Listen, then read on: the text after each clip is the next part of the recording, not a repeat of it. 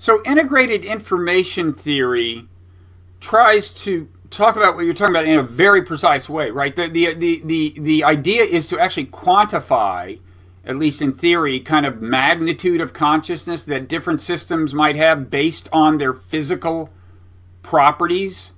Is that right?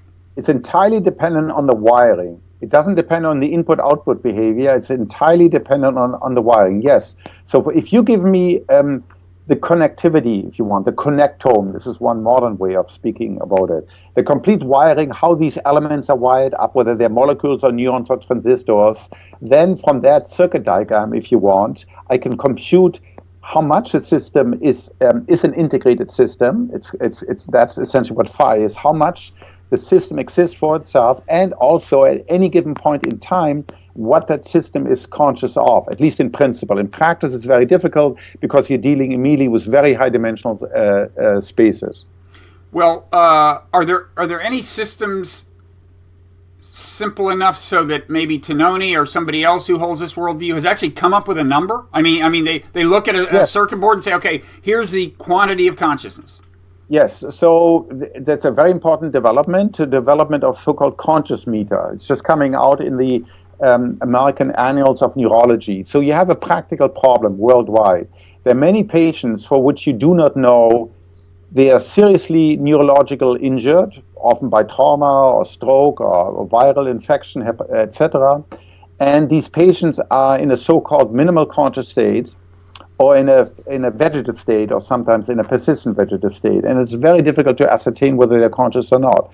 So you want a technique, you want to develop techniques to measure in cases where you're very confident that either they are conscious, like in a wake state, or they're not conscious because they're in a deep sleep, or because they're anesthetized, or they're in a coma, and then and measure this using a conscious meter. And so out of the theory comes a practical technique. It's called zip and zap. Essentially, that involves a device called a transcranial magnetic stimulation, where essentially you put little pulses into the brain. Then you equip the skull, you put a high-density network of EEG sensors, like 64, 128 EEG sensors, and you essentially look to how integrated the brain's response is to these little pulses. And from that, you can essentially compute, you can estimate sort of very crudely something called, that relates to its phi. It's called perturbational complexity index, that tells you, is this patient, this brain right now, is it conscious, like in a locked-in patient who's fully conscious but unable to move? Or is it more like a patient that's either deeply asleep, it's unconscious, or anesthetized, or so injured by a stroke or something that there's no consciousness there, although the patient may still open his or her eyes, like Terry Schiavo, or still may occasionally moan, but there's no experience anything more. So that's a very important development. And the theory has achieved that. So there's numbers of papers that have come out, and the latest, as I just said, is coming out in a neurology journal to test this actually in clinical practice. So again, this makes a huge difference because for the first time in the history of thinking about consciousness, it's not just sort of airy-fairy theories, and here's one philosopher and another heuristic sort of very, abstract theory. But here now, actually, we predict something and we can measure it in the clinic. But how do you test the theory? I mean, you can come up with a measurement for consciousness, apparently, in principle. You have a system for doing that. But then how do you do the other part and find out whether you were right in your assessment of how much consciousness there is? Well, so first of all, you test the theory, you test this zip and zap technique in cases where you're very certain. I take you, for instance, I have you lie down and close your eyes. And this technique tells me, okay, right now, either you're in a REM sleep because you're dreaming, you're conscious, or you're awake, but your eyes are closed and you're conscious, or you're in a deep sleep. When I wake you out of the deep sleep, I ask you, did anything go through your mind? And you say, no, nada, rien, nichts. All right? Then I take you and anesthetize you.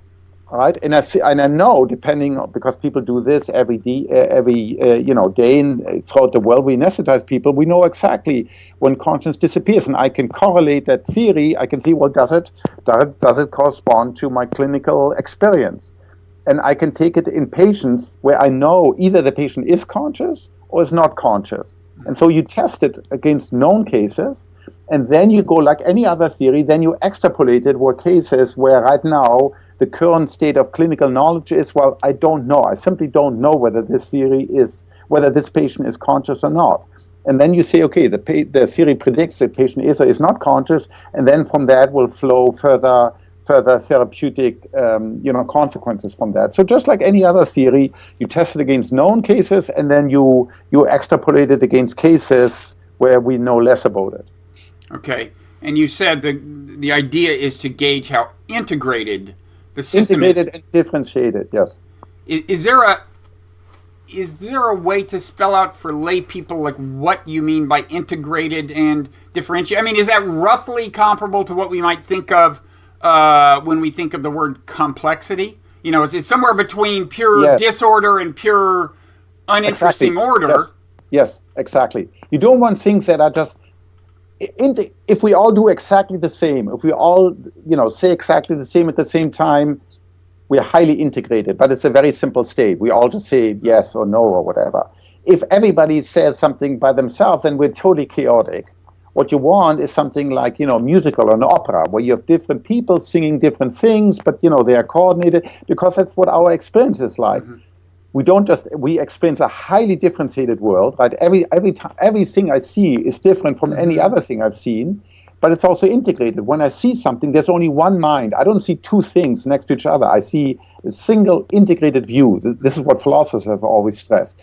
Conscious perception is holistic, it's integrated. So you want something, you need a brain to reflect that. You need a brain that's both differentiated as well as integrated. And there's a sweet spot there. And essentially, this measure of 5 sort of tells you how differentiated/integrated is a system. So for instance, when you have two separate brains, or when I take your brain and cut them in two, because you have epileptic seizures that start in one brain and propagate across these wires, these 200 million wires that make up my corpus callosum, the surgeon will sometimes go in and cut them. Now you have two brains. They're not integrated anymore. Now, as far as we can tell, they're two conscious entities in one skull. There's a left brain hemisphere that has its consciousness, that can speak about it, and there's a right brain that has its own consciousness. Mm-hmm.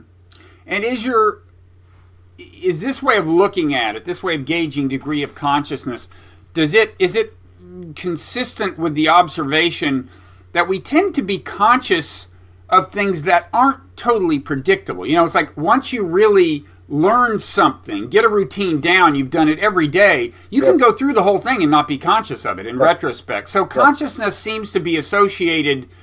There is a regularity about it because you have a system, an algorithm for dealing with things, but there's an unpredictability about the things you're dealing with. Exactly, yes. And it turns out that different parts of the brain. So this is the point of learning. This is why people learn. Whether it's chess playing or whether it's riding a bike or doing a sport, you learn and learn and learn and learn. Early on, you involve your cortex, but then when you do it over and over again, a different part of the brain gets wired up. And then, as you point out, you can do it without thinking. You just do it because you have a separate part of the brain, striatum, that doesn't involve consciousness, that in fact thinking about it may slow you down, right? Then you just do it because you've trained for this case again and again. That's a different part of the brain that has less integration, and you don't experience it, yet your body does it for you. Mm-hmm.